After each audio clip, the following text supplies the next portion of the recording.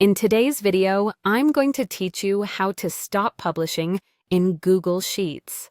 If you've ever published a Google Sheet to the web and are now at a point where you need to stop its publication, you've come to the right place.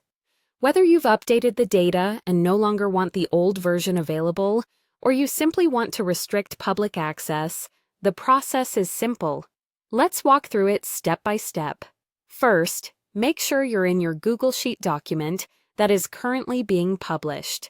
You'll want to head over to the top menu bar of your Google Sheets interface. There, you'll see File on the top left corner of your screen. This is your first stop. Clicking File will open a drop-down menu that offers a variety of options. Now, when the drop-down menu is revealed, you need to look for the option that says Publish to the Web. Clicking on this will open a dialog box. This is where all the current publishing settings and options are housed. It's essentially the hub for managing how your document is shared on the web. Once you're in the Publish to the Web dialog, you're going to see details about what's currently published. This includes which parts of your document are viewable online and provides the link that viewers can access. If you want to halt this public access, you'll see a button that says Stop Publishing. Clicking on this button will immediately cease any further publication of your document. This means the document will no longer be accessible via the public link, effectively bringing it back under your control. A quick tip: after you've stopped publishing, it's always a good practice to check to see if the document's link is still accessible.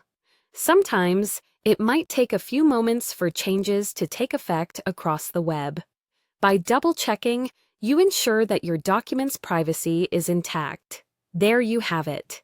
You've successfully stopped your Google Sheet from being published on the web. This feature is especially handy when you're managing sensitive data or simply wish to limit the availability of information to a specific audience. Just remember to revisit these steps if you ever decide to publish the document again. Mastering your Google Sheets publication settings gives you the flexibility and control over who sees your work and when. Thanks for following along today. I hope this guide was clear and helpful. Don't forget to like and subscribe for more tutorials like this one. Until next time, take care managing your digital workspace.